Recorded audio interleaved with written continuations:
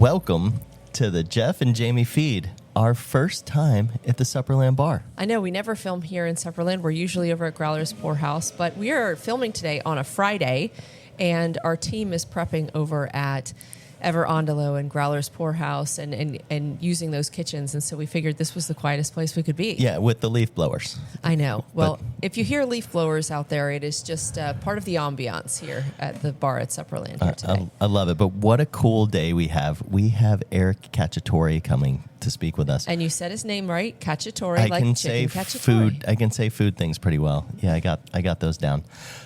But he doesn't work in a restaurant. He doesn't own a restaurant. He's not a chef. So what is he doing here, James? Well, I love that we talk about food and beverage from a ton of different angles, and this is such a great example of that. We're going to dive into the whole story, but Eric travels around in a van and talks to restaurant owners, operators, chefs to learn more about the restaurant industry, share stories so that it can be helpful to other people in the industry. And his podcast is called Restaurant Unstoppable. Yeah, he talks to hundreds of people a year, and he has this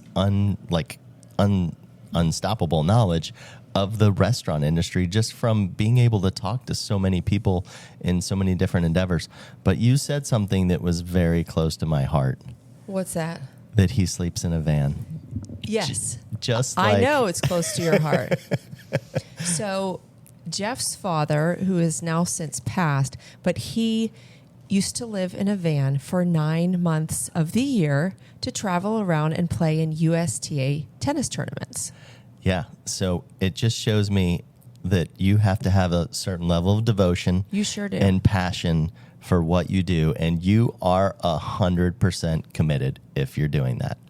And that is your life, and you must be just laser focused. Yes, and your dad, his home was in Sarasota, but 9 months of the year he'd travel around, and he was always in pursuit of a gold ball. Now, don't laugh, Jeff. Do you want to explain what a gold ball is for USTA tennis? So when you win a national championship in a USTA event, you get a gold ball. And that's pretty cool. You have some gold balls, Jeff. I have 8 of them, 6 of them with my dad, which is pretty cool. So we got my dad some gold balls, and we had fun playing father-son tennis together. Yes, I think one of the most beautiful things, too, about your father's story is that it has been documented, at least in some light. He was featured in a documentary called Gold Balls, and it follows ultra senior men's tennis. And it is such a fun story, and there's kind of 5 characters that they follow, and his dad is one of them, really one of the 2 main ones that they follow. And what you will see in that is that passion, that devotion, that love for what he does. And I will never forget, there's that one scene that always makes me tear up. And it's, now mind you, this man is 85 years old, and he sleeps in his van, but not just sleeps in the van. He sleeps on the floor of his van. He's got a little mat. He has a mat that he sleeps on, but there's that scene where he is out running in the rain. And you see him running through the park here in Charlotte. That scene was actually filmed here when he was traveling through. And then he goes and he crawls into his van and goes to rest on this mat. Yeah. And it is it's so... just heart-wrenching to me, I think, because I know that wasn't an exaggeration. Like, that was no, and he didn't him. care at all because he's so committed that he's just everything else in the world does What's there to complain about? I'm playing tennis and I'm going to win a tournament. Yeah, so I love it. I love the parallels, and I can't wait to just get in depth with Eric and see where this goes. I love it. Let's go ahead and bring him on.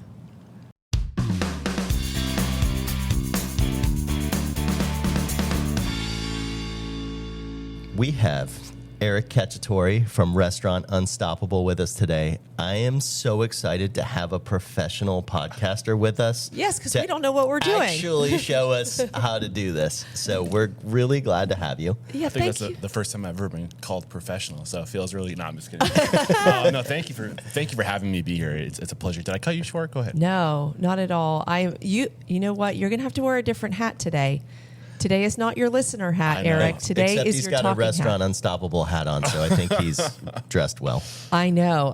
Let me ask you a question. Are you feeling unstoppable Every today? day, all day, can't stop, won't stop. I love that. I love that so much. And what's funny, and I told you this the other day, or yesterday, that I had reached out to you, I want to say 5-6 years ago, to see if you were ever passing through Charlotte, and we couldn't make things work. But you were coming into town this week. We were able to go onto your podcast, and then you're now on our podcast. And I'm just so grateful for you taking the time to come here to Charlotte. It's a mutual feeling, honestly. I need to be better about getting on podcasts. So this is a great opportunity for me to share what I'm doing, spreading the word. So it's a great opportunity. Thank you so much. And we're going to flip the script on you today, so it's going to be awesome. Oh, yeah. Yes. Bring it. Well, tell our listeners what it is that you do, because we talk about food and beverage from so many different angles, and this is a really unique one because you're not an owner operator in restaurants, but you know so much about restaurants and you talk to so many people. Tell us about what you do and what your vision is and mission is for Restaurant Unstoppable. So I'm the host of Restaurant Unstoppable podcast. 13 years, almost 1,300 episodes. Mission is to inspire, empower, and transform the restaurant industry. But I started this because I was looking for it, and it didn't exist 13 years ago. So my parents opened a restaurant when I was 3. They had it for 10 years. And I was 13, coincidentally, when there's a whole story behind that we can get it into, but I'll save that for later. Basically, I fell in love with the industry. I knew I wanted to do this at a young age. My parents talked me out of it, and I became a commercial pilot, and I was flying till the age of 26, 27 years old, working in restaurants all throughout that time. And I found myself looking forward to my part-time jobs, not flying, but getting to around the people I love, right? The restaurant people. So I made the decision when I was 26 years old to resign from aviation to go back to school for marketing and hospitality. And that's when I discovered podcasts. And I was looking for this restaurant podcast. And I was like, where is it? And I'll stop there in case you have any questions. No, I think that, I want to learn more about your parents' restaurant. So if you could tell more about that, because that, I think when children are raised in that, you're seeing things from such a different angle. Like those are such formative years. And I would love to hear about that. It was a small mom and pop restaurant in East Kingston, New Hampshire, just east of Kingston, as a matter of fact. And it was like the center of the town. I think it's what restaurants are supposed to be. It's where everybody went to congregate, to share stories, to talk politics, to talk, what's going on in the town. And it was just like this old fashioned, like right on the railroad tracks, like coffee, like countertop. This sounds right up our alley. Is it available still? Oh no, it is not. But it was just my parents. My dad and mom were from just outside Boston, Everett, in Chelsea, Massachusetts. My dad's 100% Italian. My mom's Irish English. And when they moved up to New Hampshire, it was a food desert at that time in the mid '80s. And my dad, growing up with his whole family on the block, and like their life revolved around food, he was like, I got to do something about this. So he just brought what he missed from the city to the country in terms of food. That's kind of where it all started. But they had no restaurant experience. So they had lines out the door almost like every weekend, people writing about them from all over, people driving hours to go eat at their restaurant, but they didn't know how to pay the bills. Okay. And so like they were giving food away because their location wasn't great, I see, yep. They just, they were loved. They did hospitality really well. They did food really well, but they didn't know the business of restaurants. So do you think that's like a lot of the reason why you're driven 100%. towards helping? Yeah. So behind it all is my parents. The avatar, my target market is my parents. What did my parents not know that would have made them unstoppable? We closed after 10 years. They were unstoppable, I should say. Like, with the fact that we did end up stopping, but like it wasn't because of their not willingness to try or the support they had from the community. Yeah. So after 10 years, the lease was up, the first location. There was this corner lot, best spot in town. Carmen's Fried Chicken was there. It was an institution for like 60 years. The woman, Carmen, was 93 years old, I believe. And because of the reputation my parents had, she was basically going to sign over the property to my parents. Oh, yeah. And the last words she said to my parents is, I can finally rest in peace. And then the next morning they went to go sign the paperwork and she had passed away. Oh my goodness. She was really ready to rest in What? peace. She could have waited just one more One hour. more. And I could have signed the paperwork. Like, That's amazing. Yeah. Wow. It's amazing how yeah. people can hold on to their life till I know. it's neat. They really can. And I hate to make jokes about someone's passing. No. But you know, it just goes to show how volatile the restaurant industry can be. 1 hour can make the difference of like the next thing, right? So in the restaurant industry, as you know, I'm sure in 2009 when you were getting started, you lived month or week to week, day to day. Oh, for sure. Negatively. Yeah, exactly. You don't have time to figure it out. They had to get jobs. They had kids. So Yes. that was the end of the restaurant for them. So Yeah. yeah. So Wow. that was the big, but so then I know you've worked in restaurants and everything, but you've taken this completely different route but still being involved with restaurants because you love the industry. Let's just talk about the fact. I mean, I've had a few conversations with you, and I've listened to your podcast, and Thank you are so knowledgeable and an expert in like so many different fields surrounding the restaurant business, and you can just tell it's because, I mean, the numbers don't lie. You've had 1,300 conversations with the top restaurant people across the country. And that's what you do, and you're doing it every single day, having these in-depth conversations. Your conversations aren't just glossing over either. You are diving in, getting all the info you can. I get all up in those nooks and And you're and then you're supplanting it too with reading books and keeping up with what's going on in the industry.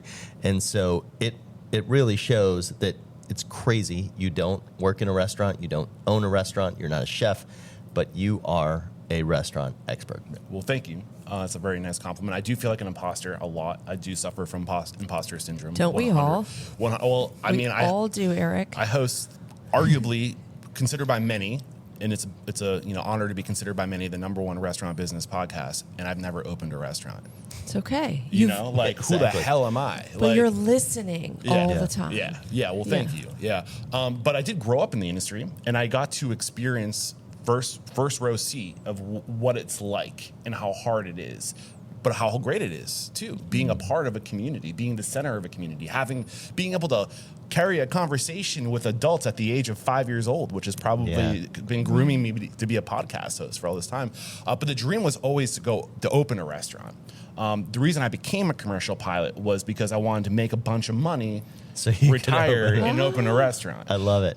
Because my parents taught me that they convinced me not to do it, but really what I learned or what I pulled from that was make money first, then open a restaurant. And then spend it all. Yeah, and then burn it all. Opening a restaurant. Today I won't open a restaurant unless I have an army behind me and I'm $2 million of somebody else's money to burn. I don't know if $2 Having million is investors. enough I know, now. right? It's Well, for a expensive out small there. place, though, like a mom and pop shop, it's amazing. Great point. Yeah. Or just start really small. How bad do you want Yes. it? You're not defined by your restaurant. You're defined by your vision and by your willingness to show up. So, like, you can start by getting the domain and doing pop-ups. Yes. That costs very little. You are a restaurateur. Yes. At that point, because you're on your path. That's right. That is so true. So your lifestyle is kind of unusual. How often are you on the road in your truck? Do you call it a truck? What would you call it? It's a truck camper. Truck camper. Yeah, it's a Chevy Silverado 3/4 ton pickup truck. And on top of that sits an Adventurer 86 FB camper. Sweet. I knocked on his door this morning to invite him inside here to the podcast. Yeah, it's and great. I was like, "Oh, hello, Park right out front. good morning." I love that. Okay, so the camper has been a part of my life for 3 years. This is my 3rd year on the road, not continuously. Yeah. But the reason I got the camper was because I wanted to do more journalistic work. So prior to the camper, I was on the road once a month for a week. Okay. And I would go to a market. I would line up 10 interviews, and I would crank them out, and then I would come back home. It was like a sprint. But what I started to, like the last question I asked you, and I ask all my guests, is who do you respect and admire and think would make a great guest on the show? I don't want to be the one who decides who to make an example of. I want to democratize and decentralize that level of, it's not like being a guest on Restaurant Unstoppable is going to like drive traffic to your business like a Michelin or a Beard Award. But I do think that success recognizes success. And I do think that the people that I'm looking for aren't necessarily the people that are looking for the attention. They're in it for the love of the game. Right. So how do you find those people? right. Through word of mouth. Yep. So to get around to it, the camper lets me go into a community, with 2 or 3 leads and stay as long as I need to find out who those people are through networking and talking to others. So it just kind of lets me go deep, so I can be in town for a month as long as I need to be to get that person. Because you have all your work stuff with you. You have a great little okay. So you just do your work from the truck, from the camper. Yeah. And you just continue on down the road. If you find other markets or whatever, you can just keep going. Yeah, basically I just go to where the opportunities are. Yeah. So it's constantly evolving. Where I'm at now is I really just want it to be like, who is the person, or the maybe it's not even a restaurant owner, maybe it's an author. Who's the thing that I'm really curious about? That's going to be what pulls me to a market. And then while I'm there, how can I get 8 more interviews? Right. Yep, for sure. So this lets me do that at a consistent $2,000 a month. I can budget that. Like I know this is like, and then gas, which is throwing a hard curveball. It sure is right now. That was unpredictable. But anyway. Well, what's your favorite part about like the lifestyle of being on the road? I know you have a girlfriend back home, and family and so forth. But what is it about do you love being on the road? Is it fun? My number one core value is freedom. And I learned that, I think I've always known it, but I've taken all the personality tests, and now I definitively know that my number one core value is freedom. Amazing. Autonomy, it's beautiful. agency. I want free will, and the camper lets me do that, and it lets me do it on my terms, right? I do have a girlfriend now as of 2 years, starting this August, 2 years. So it's going well. I don't want to jinx it, knock on wood. I know this is real wood too. This is real hickory. That's right. So it was actually after my first year on the road, was when she and I started dating. So it actually is serendipitous because I got out of my apartment. I basically shifted my apartment expense, $2,000 a month, to my living expense on the road. So I wasn't homeless, but I was all in on trying to get this to happen. So I came home for the summer. My family has a cabin in Maine on a lake. So I just park it up there, and just like that's my happy place in the summer. It's beautiful. And that's when sounds awesome. And that's when Courtney and I met. So the timing was serendipitous. She's been incredibly gracious. She has a beautiful home, so I call her my sugar mama because she lets me. She lets you stay there every once in a while. I do pay rent. I'm usually on time with it. She's great. Yeah. I love that. So how is the podcast business going? I know it's evolved a lot. Like we've switched to video, and I think people have gotten a lot more professional with their podcasts, and the technology's a lot better. But how is it? Is it a viable business plan? It's so hard to know how your podcast is doing sometimes because it's so hard to compare. At the peak, my show was getting about 5,000 to 6,000 downloads an episode. Okay, which awesome. Yeah, it doesn't sound like a lot. Like I'm nowhere near Joe Rogan, right? I'm not getting millions of downloads per episode. But the thing about podcasting is that it's a very targeted audience, like right? So you can't. It's a very complex thing to measure value on a podcast. Mm-hmm. So 5,000 to 6,000 downloads is probably 5 to 6 times more than any other podcast at one point in time. Yeah, right? that had to put you pretty high in the rankings of as far as restaurant podcasts go. So keep in mind, I started the podcast in 2013, 2012. Blue Ocean Effect. I was first in the market, and I was putting out at one point 3 episodes a week. So not only am I putting out twice as much content, but I started twice, 3, 4 times as long ago. Yep. So I think do I think I'm the best restaurant podcast? No, but I think you're pretty solid. Thank you. Yeah. I think the reason why I rank really high is because of how long I've been doing it and how consistent I've been doing it and how much I've been doing it. So those things in the world of ranking and SEO carry a lot of weight. Up. Yeah. Would you say that consistency is like getting the 3 out a week is one of the big things that let you thrive? That was probably a 1 year period, and I was like, this isn't sustainable because I was also working full time on top of that. Yeah, we're every other weekers. Yeah. Well, I mean, I think what's more important is consistency. So I wanted to go all in and have this be my full time thing. You are running 6 restaurants on top of doing this and a show, building 2 more. And if I have advice, if I have advice for anybody who's starting a podcast, know that it's a job. It's a lot of work, and consistency is hard. So it's better to start doing it like once a month. Can I handle this? Can I do one more? Then add on. Yeah. Okay. We're lucky. We have a team that helps us out too. So just like everything here, we have 330 employees, and so we have some that come and help us set up and do the sound. And so how do you like you've got your podcast? How do you mentioned the idea of growth and so forth? What does growth look like for you? You're a one-man show, but you've got there's uncountable restaurants and topics that you can go into, but what does that look like for you, like growth-wise? What's your vision?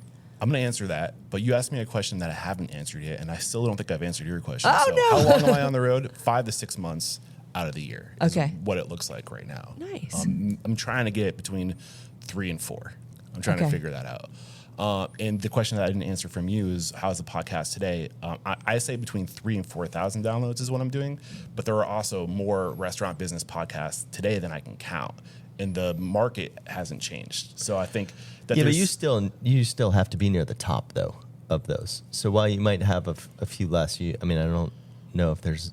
If you Google search what is the number one restaurant business podcast, Restaurant Unstoppable is the top result. That's what I'm talking about. I love that. That's it's not the feed. Those are also algorithms. You know what I'm saying? So like do they show some level of truth? Yeah, but again, more almost twice as much content as the next most produced podcast, and almost twice as long as the next. So I think I just want to be like humble and say like that has a lot to do with the number one, and I'm not like crazy like I'm the best at what I do. It's like it's consistency. Show up first to market. It means a lot. But to answer your question that you just asked, that was on the heels of that. What was it again? Remind me, the most recent one. Jeez Louise, I got so captivated by what you were saying. I'm not even sure what I was asking. Growth. Oh yeah, growth. Yeah. Okay. How are you going to scale this thing and grow? That's a great question. So that's one of the biggest, like, what is scale, right? And that's probably one of the biggest things that's been holding me up as the host of Restaurant Unstoppable. Like, what is the goal? What does it mean to be unstoppable? Like,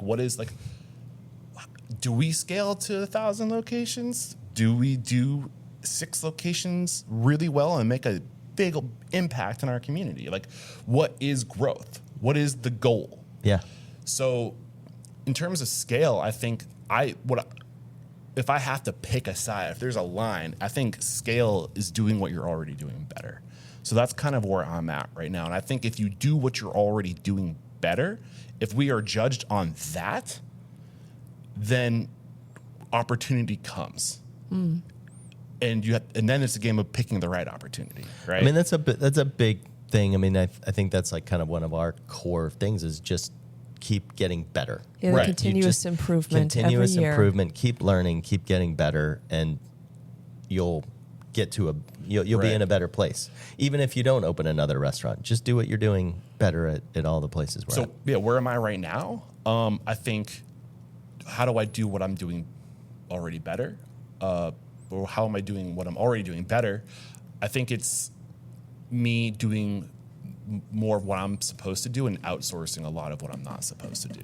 Right. So in order to do more, you need to learn how to do less. Right? Yes, always. So that when you can start giving away your tasks to other people, you start like thinking big, moving things along, because you have the bandwidth, you have the time, doing more of what we're very lucky to have our Susie Films partners that we do our TV show with to help. Like, these folks got all these partners. I gotta ask them about how to do that. Yes. Yeah. So it's nice that they're helpful and help produce the show for us. Yeah. And kind of put everything together so we can really focus on bringing in really cool guests and having conversations with them. And that's where I'm at right now is like I can't try to carry the world on my shoulders. My mission statement is literally to inspire, empower, and transform the industry, but the layer below that is to change the world through inspiring, empowering, and transforming the restaurant industry. So I can't change the world alone. I can't. Yeah, but it does, like, that kind of spirit like tells you one person can make a difference, and we talk about that too. Like sometimes you feel one spark is all it takes. Yes, exactly. And it seems like it's not a big deal if you do this one thing, like us moving that building. September 2024, moving that. Like it felt like, does this even matter for Charlotte's historical culture and scene? Okay, maybe it's not that big of a deal, But if a whole bunch of other people do some big things like that to help preserve or to help tell that story of Charlotte's history, it does matter. And then what you've done, like you've built with others to create change. Yeah. So what is better? Is it new things or is it preservation of things that matter? Right. Whatever that is that lights you up, I guess. I was going to say, though, that you do have an effect on people. And even when I listen to your podcast, I feel like we have a pretty large restaurant group. I mean, we're not like extremely big, but we're pretty forward thinking. And I pick up tidbits that, kind of, make me question and didn't think about or validate some rabbit hole I'm going down. Yeah. So I appreciate all of those things in those conversations you bring up. Yeah. Yeah. And that's really the thing is I go into every interview as a student and I try to wash myself of any bias I have. Easier said than done. I'm not always perfect. But I really try to go into it with an open mind. I only give myself 30 minutes to an hour max to do research on my guests because I don't want to go in with preconceptions. Yeah. I want to go in as somebody I just met and I heard I need to talk to you. Yes, you might fresh be able to help conversation. me, right? Yeah. And then you just kind of you can take it all in and it lets you be curious. You don't have any preconceptions. You can just listen and hear from them what their story is and what matters to them. And to your point, everybody I talk to has a unique pathway to get to where they got to. There is no one path. Mm-hmm. There is a million and one infinite actually ways you can get from not owning a restaurant to owning 7 restaurants or 20 restaurants or 100 restaurants. And I've spoken to all those people. So it's really just a matter of listening to as many different perspectives as possible and to cherry pick the way that makes sense for you based off of your uniqueness. How does sponsorship, what role does sponsorship play in terms of your growth and scalability? Is that something that you're looking at doing? It's the number one way I've been able to do this. Yeah. I'm extremely grateful for my sponsors. So growing that is a big, who are your sponsors? And this probably, I say things I probably shouldn't say that probably don't help me in the long run, but the truth, super grateful for all my sponsors. US Foods is a current sponsor. Love them. Restaurant Systems Pro has been a sponsor for 3 years. They've been incredibly supportive. Margin Edge was another sponsor. Restaurant Technologies Inc. I don't want to go through all the lists because I'm going to forget somebody, but I've been so grateful. And it's not that I don't have the gratitude for my sponsors. What I'm learning is that if you want to do a true journalistic podcast where you're digging and looking for truth and looking for perspective, when the people who pay your bills are the ones that really want to, if you start sharing a narrative that doesn't necessarily support their agenda, then it might not work out. You know? So what's really important to me is I don't even edit my podcast. We'll edit if somebody has to go to the bathroom. I won't make you sit in dead air for 3 minutes, but we don't even edit because I want it to be raw. Yeah. I want it to be transparent. And if I have a sponsor that is the number one POS in the industry and somebody else is talking about how they've been so pissed off with that POS system, right. You don't edit it. You just truthful. Keep rolling. That's not going to make my sponsor happy. And now when that sponsor is paying my bills, it puts me in a really weird position, So you asked the question earlier, what is my plan for the future? It's to continue to have sponsors because that is a part of the equation, but to not make that my bread and butter. So there's 3 ways you make money with a podcast: through sponsorship, affiliate marketing, and using your podcast to promote your own thing. It's a marketing tool. It's content marketing. I started this thing as a student. I wanted to learn. I built what I was looking for. I don't have a product to sell. I don't even own a restaurant to promote. Yeah. So my whole thing is I'm trying to figure out what is it that I can create that's not the podcast that I can generate revenue from. So the other part of Restaurant Unstoppable, our vision. So you have restaurantstoppable.com LLC at the top. And then below that, you have Restaurant Unstoppable Podcast. And now I'm trying to vertically integrate in Restaurant Unstoppable Network, which is a 13-year, 1,200, almost 1,300 plus word of mouth network of specialists in leading restaurateurs across the country to say, listen, part of the answer to our future is we don't have to do it alone. we have to stop looking at the other restaurants in our communities as competition and as collaborators. And it's the best in the industry that choose to collaborate with others that rise to the top, because we're all specialists. We all bring something unique to the table. So what if we magnified that? What if we created a network of leading restaurateurs across the industry? And here's the other thing. If we're going to change the world, we got to pull in the same direction. So what is that direction? Yeah. And who's going to decide? The tech companies or the restaurants that actually are in it every day, that are on the front lines? Because I'll tell you right now, the tail's wagging the dog. The restaurant industry is not in charge of the restaurant industry. And that's another reason why I'm worried about sponsors, because I want to talk about this. And I think technology has a big influence on where we're going. And it's not good. I think the power of the tech companies, though, is moving back towards... It's waning. It's coming back towards the restaurant Why do you think people. that? I think just the ability to vibe code. Oh boy, no, it's very in vibe coding right now. Did you listen to me talk about it on the podcast at all? Is that one of the episodes you checked out? I checked that, but I've been working on a few projects to just fill our tech stack. It's exciting. And where we have holes, and I do see that Resi Talk and Toast still have a lot of market power because they are mission critical pieces of software. Right. But all the other stuff around the edges, there is a big opportunity for us to kind of take some of those things back, own our data a little bit more.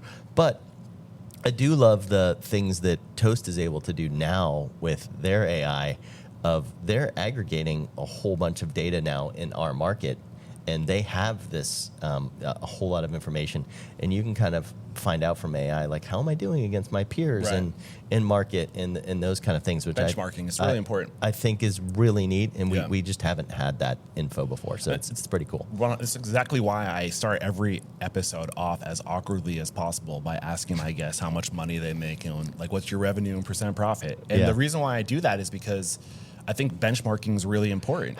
What do you find is that number? So can you benchmark? Like, how are we doing compared to other places? Well, I think prefacing this, that there is more ways to be defined as successful, right? So if you're a if you're a 200, 150 seat restaurant that's scratch, that's got like super talented, experienced, culinary, educated, degreed individuals, like if you're doing more than 5%, between 5 and 10% right now, I think you're doing better than 90% in the market. And that's the reality. And I think a lot of people tell you should be doing 10 to 15%, and that's possible. But what matters to you? Like, does maximizing profit? Because you probably could cut a bunch of expenses. And I sat down yesterday and I did a tasting with you. That's right. Like, You did. You're not just letting anything go out that pass. Like, you have standards, and standards are expensive. You thought I was a little rough on the team yesterday. No, I just thought saw you that cringing your chef, a little bit. Was I cringing? I wear my heart on my sleeve. I was just like, ooh, like that was a good. But like that's it's the very culture. critical industry. It is. I mostly get frustrated though when stuff gets dropped off and the exec chef has not tasted it. And then, so my question always is, did you taste this? Yeah. And then if they say yes, then I say, why are you serving this? Because we both can sit here and taste this and say this is not right or good. You know? So it was more of a teaching moment of like, because Joe's pretty new at doing the tastings, rather than like I'm like super mad. It was more just like, this is the standard. This is how these go. Let's bring it back up. Yeah. No, So, and you have to be the bad guy. I mean, I don't think you were being a bad guy, but you were being the stern. This is the standard, and you're keeping the standard, and it's radical candor. It's like, I'm not doing you any favors by sugarcoating this. Like, this is our standard. Like, you fell short of it. We love you. Bring it back here. Yeah. And I think if I was cringing because I was feeling his energy, I was just like, because he was starting to be like, and I was like, oh no, bro, like, but some of it's a discussion though. I loved the, we made them make the carrots a few times, and the third carrot, they just sat down and we just stared at it in the sun to see how long it was going to take to die. But I think that's a great example. You're literally like burning cash for excellence, right? Because you have this. There at one point there was a conversation about, okay, how are we're gonna comp this as what was it? How are we handling is it in the R&D budget or is it in his food budget? And whether it's R&D or comp, it's still hitting your bottom line. It right? doesn't really matter to me. Yeah. So like we have to do it. Right. So. But the point is, it's like you have an R&D budget that's coming from profit at the end of the day. Yeah. Right. So could you get over 12% if you like took all these like little things and you compound them? Yeah. But what you're after is excellence. And excellence. So, I mean, I have a list of all those things that would get us to 12%. And I always tell like the higher ups, I say, if something happens to Jamie and I, here's the list, like open on Mondays, like, like let's operate efficiently. Let's do all the things and then sell it. And, right. Now there are restaurants we don't operate like that. I talked to some restaurants that are doing over 20%. But they have a very small, product mix. Like they're doing a few like Mexican restaurants, for example. Yeah. Like they do like the same thing 10 different ways, right? So like they're like their cost of goods they're not expensive cost of goods either. That's the other thing. And they're slinging margaritas and making $15 on a pre-mixed drink. So the volume, the throughput. So like it's hard to compare. Like all the different, and then what about like QSR, or fast casual? You're doing chicken fingers, and maybe every once in a while it might get crazy and throw some bread around it. Like the throughput there is incredible. Like you can literally meet, and it's like you can't compare yourself to that. You're not the same thing. You know? Right. Yeah. So being that you've talked to so many different types of restaurateurs and operators and everything, are there certain threads that you're seeing throughout, and maybe as a part of that too, like changes over time? You started 13 years ago. Are there threads of that, I'll say themes that come out constantly that you're always hearing, and has there been a shift in those themes that people seem to talk about, whether it's frustrations or glories or challenges, whatever that might be? Some of the threads, I mean, there's definitely commonalities. Like do one thing really well is a thread. If you want to like scale something, it's like if you're looking to scale and to create something into like bring it across America, then do one thing really well. Put all of your energy into one thing, right? Yeah. Be the best at that one thing. That's probably the most common in terms of like success. Behind every great restaurant's a great person. That's one thing that I love to say. If you want to be the best, don't put your energy into getting bigger. Put your energy into getting better, and it starts with you. Because I like that. If you put it into yourself, you will elevate yourself. And if you elevate, the natural byproduct of that is everyone around you elevates. Mm-hmm. If you are the average of the people that you surround yourself with, if you're elevating and you're bringing people with you, right? One, you can bring people with you, but two, you can then tap into a new tier of elevated individual. I love that. Yeah. And then they're going to pick you up. So I think people we're visionaries. Like we're all the restaurant industry, we're always thinking about the future. What's next? What's on the horizon? But if we just focus on what's right in front of us and what's closest to us and put our energy into that, the opportunity knocks down your door. But then, even then, it can be tricky because you might take the wrong opportunity or you might go into business with the wrong partner, right? So that's why we write these things down, our vision, our mission, our values. It's a filter. Is this opportunity fitting through this filter? Does it fit? No? See you later. Is this a clean podcast? Am I allowed to swear? It is? You can swear. Well, Okay, we'll can swear. bleep it I'll out. allude. Yeah. Yeah. If it's not an F yeah, Yeah. if it's not a hell yeah, it's an Yeah. F no, right? Is what Okay, I like yeah. to say. If it's not a hell yeah, it's an F no. Yeah. And the way you know it's a hell yeah is by having these values, this vision, this mission. And if it doesn't fit that, it's not, you don't create a culture for your team. You create your culture for you because you're the one that's going to drift. Oh, I like that. Yeah, it keeps you on center. Yeah. Right. And then if you're on center, your team, if you're a true leader, you're pulling, you're not pushing, but you got to go there. So I like this. How about you keep your restaurant consultant hat on since you're an expert now? So we obviously are completely failing because we don't do one thing really well. We have 6 different concepts. And no, but that's not the thing. That's what you want. but that is what we want. So how would you tell us, knowing that we're failing your number one thing, how would you tell us that we should grow, and what would be your consulting pitch to us of like what we should do? For the record, I think if you were trying to open 1,000 restaurants, do one thing really well and keep it simple, stupid. Yeah, that's not what we want to do. Exactly. And I'm not saying that that's what we should want to do. And I think that there is an issue with a lot of other media outlets saying that they glorify the fastest growing company. Like there's this issue with our Western civilization that like we're judged by how many restaurants do we have, how fast are we opening them, and how much money are we making, and can I get private equity? Or, like it's like this race to sell as fast as possible. That's not the restaurant industry. That was never the restaurant industry.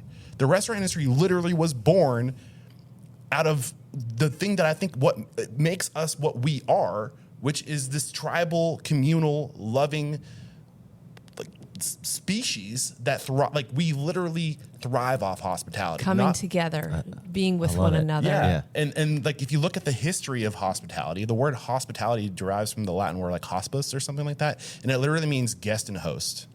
Okay. And hospitality isn't a one-way street; it's a two-way street. For every give, for every moment of generosity, there's a moment of gratitude. And it's in that two-way street of I see you, I'm doing something for you. The return is I feel this, I saw what you did to me, and I see you back. And that is one of the most important fundamental we need to be seen as human beings. It's like the third thing up in Maslow's hierarchy of needs, right? So like that is, if we aren't seen, our desire, our need to be seen is part of our evolution, because like we need to be valued by our tribe, because if our tribe doesn't value us, they don't see us, they're going to kick us out. And we're going to be on our own. And we don't do well on our own 15,000 years ago. Did you feel it when you got to Charlotte that this is the city of hospitality? Jeff is on this drive that Charlotte is the city of hospitality. Hands down, the number one hospitality city in the city. That's what and I say that every toward. city I go to. We're starting from within, and we are bringing that forth into the world. I want you to feel like kind of when I drive to Atlanta, I feel that the energy on the highway and people like 3 inches from your bumper and everybody driving super fast and all these trucks around, kind of like that. But when you get to Charlotte, it's just a happy place and full of hospitality and love. I think Southern hospitality is truly a thing. Like I feel it, and you're in the heart of the South, aren't you? So Yeah, this is the epicenter of it, right here. So tell me this: all these years, how many podcasts have you done in total? I think I'm in the 1,280 area, but they'll eclipse 13,000 or 1,300 this year. That's amazing. Yeah. So congratulations. Are there certain conversations that you've had that you're like, it has changed your view of the industry, or that were kind of pivotal moments as you were going through, and just, I guess, conversations you like truly remember? I get that and maybe question you can point a lot. us to specific episodes too for people. It's like I think it's like a parent with their children, like you love them all. Yeah. And I've done so many now that a lot of them start to bleed together. I mean, there's, if I'm the way my brain works, if we were talking about something, you'll trigger a memory. Yes. And then I'll be able to be like, oh, I'll pull something from one of those conversations. I think it's just more, to your point, it's themes, right? Behind every great restaurant's a great person. If you want to own a great restaurant, become a great person. That's how it works. More isn't better. I think that we live in a culture where we prioritize doing more, having more, being judged by how much we have. And I think that I hope, and it's part of my mission, to create a more conscious society that recognizes that it's not about how much we have, but how much we give. And you need more to be able to give more, right? And I think that's the one, if there's any reason why you want to get rich, it's so you can give it back. I often tell my children, like, their job as they get older is to make sure that their cup is running over, because if they're taking care of themselves and, being good stewards of themselves, health, mind, body, spirit, education, all that, then their cup runs over and they can pour out to others. Right. Yeah, that's it. And I think there's multiple forms of capital, right? There's liquid capital, assets, there's cash and there's assets, but there's nothing more powerful than social capital. Right. Showing up for people, being there. We are tribal by nature. We need each other. And the best way to attract people onto you is by creating opportunity for them. if you make everything you do about helping other people, it comes back around. So, and I see that with what you're doing here in this city of Charlotte, and that is, and I meant to say this earlier, coming back to that thread of commonalities, it's the people who choose to go further together, or the people that choose to go together who go further, right? And I think we use our businesses. I do believe that the restaurant industry, if there is any industry that is best positioned to change the world, it's the hospitality industry. We're so threaded with communities and people. There's so many and it's people what we need more of in the world right now. Yeah, to run a restaurant, we say this all the time, but 90% of the revenue that comes in goes right back out the door, and we're so threaded. And it's a place, as you were alluding to, that people come together. You know, they're places for networking, enjoying time together, doing business, just celebrating whatever it might be. I think you can change your mantra to. I think for us, it's 100% that comes in, goes back out as into our next new projects. Yeah, that's so true. we are just in this phase of That's true. pumping whatever we have into these new projects and growing, and we have a growth plan, and a lot of it is for our team to give them opportunities and do cool things. Yeah, and I mean, if you want to keep good people need to feel like they are safe, like they have that security, they can pay their bills, they see a future where they're going to be safe. They want to feel like you value them, you see them. They want to feel like they're growing. They want to feel like they're getting better, and they also want to feel like they have found their purpose in life. And you can do all those under the umbrella of a restaurant. And to your point, there's so many specialists. We are so good at putting people on tracks and seeing what is amazing about that 18-year-old, 17-year-old, 15-year-old, right? That might be working in our restaurant. They aren't self-aware. They don't have a friggin' clue what they're supposed to do for the rest of their life. But you can observe them. You can say, wow, kid, you're really good at this. Like, you got a talent for this. And that is a hint. For that individual, I'm more self-aware now. I'm good at managing a lot of things. I'm really hospitable. I light up when people walk through the door. I'm really good at this.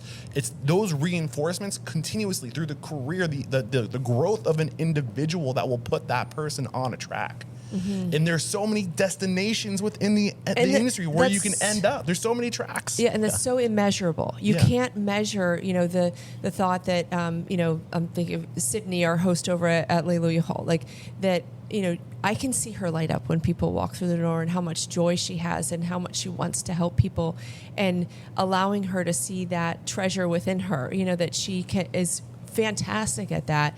She'll continue on that path in some way, whether it's with us or not. But you're right, like that growth of individuals, I think, is something that we are so passionate about. We have so many people who leave us all the time. Right. And but it's okay. Would they leave? Do they leave to go do their own thing? Sometimes, or they go on another track, grad school, or they go to another restaurant. Yeah. They need to go on their own path, but we try to. But what if you could be a part of that next thing? Right? Yeah, what if you could be the thing that opens up that next thing for them? Maybe they have a dream of opening their own restaurant. Yeah. Well, you have reputation in the city. You have a network of people that can help them make it happen. Why not be the bank? They're going to go to a bank. Why not be the bank? Why not invest in them? Our money's all gone. It's all going into the Leaper Wyatt building. I can tell you why we can't be the bank. But in doing that, you are creating opportunity for others. Yes. Right? Yeah. And knowledge and support and things like that too. Right. So are there any questions? You always, as part of having your own podcast, you're constantly asking other people questions, and you probably don't get to talk very much, but are there any questions that you wish people would ask you to tap into the knowledge and expertise that you have? No, I can't think of anything. I'm more curious. You know, I think what drives me is curiosity. I can never, I like the unknown. I think that's what pulled me into this industry, because I didn't know what the most successful, I didn't know what the restaurant owners that were going on vacation with their families that didn't really have great restaurants were doing that my parents weren't. Yeah. So the whole idea of one of the mantras of Restaurant Unstoppable was what the most successful restaurateurs know that you don't. Like, what is it that makes people successful? And I've learned a lot, but I think what I'm learning now is that a lot of what's holding independent restaurant owners back isn't within the four walls of the industry. It's outside of the industry. I think that there's a lot of things happening at higher levels that pull the restaurant industry off of the track it's meant to be on. And that's a whole other. Money speaks very loudly. Yeah, to people, right? And we live in a national, global marketplace, and we were never meant to exist in a national, global marketplace. We're meant to be. We're meant to know what's going on immediately around us. So I think when we have to compete at a global, have you ever heard of Zipf's law? No, but I want to hear it. No. So Zipf's law basically states that in a given marketplace, that resources are distributed unevenly or disproportionately in a given marketplace. 200 years ago, a marketplace was a town. And so the number one, pick any category of like business.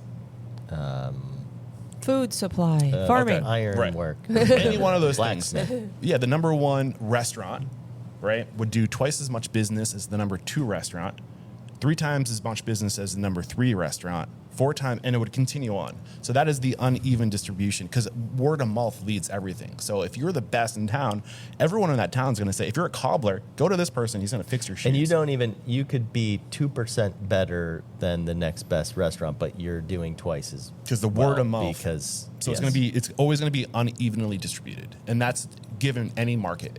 So now, that's fine when 200 years ago, when you have hundreds of markets, or maybe where were we 200 years ago? Like we were making our way out west, right?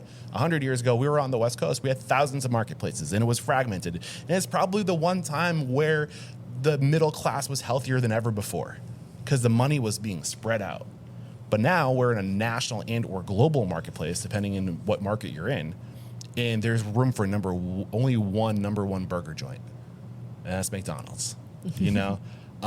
So when you have a global or national marketplace, the rich get richer, the poor get poorer, because there's only room for one to be the top dog. So I think that is an example of how if you only have one POS, or if you have a number one POS, a number one reservation platform, a number one distributor who just bought one of their biggest competitors, right? You know, like that's not good for the restaurant industry. Right. You know, that's not good for we society. have less choice. Yeah. We need to be intentional with our resources. A number one research, like search platform. Oh, how are we doing on time, by the way? Because I'll just keep going. It's okay. You're fine. We're going to wrap it up. But my point is, I think we need to be conscious capitalists. We say buy local, support your local farmers, support me. What are you doing to support your local economy? You know? Yeah. And there's restaurants all over the country. We can be the pivot point where we start doing things differently. You know? So that I'll stop there, because I'll just keep going. I love it. But I mean, so many great points, like your insights, awesome. Your experience at 1,300 interviews of restaurant people is and growing. Yeah, and growing. Yes, it's unstoppable. It is. Thank you so much for joining us today. And we look forward to listening to your podcast as we go. And all of you out there, make sure you check out Restaurant Unstoppable and learn more about the restaurant industry, because it is a really unique business that we're all in very different ways. And we thank you for following along. Please feel free to like, subscribe, comment. We'd love to hear from you, and follow along on Restaurant Unstoppable as well. Thank you.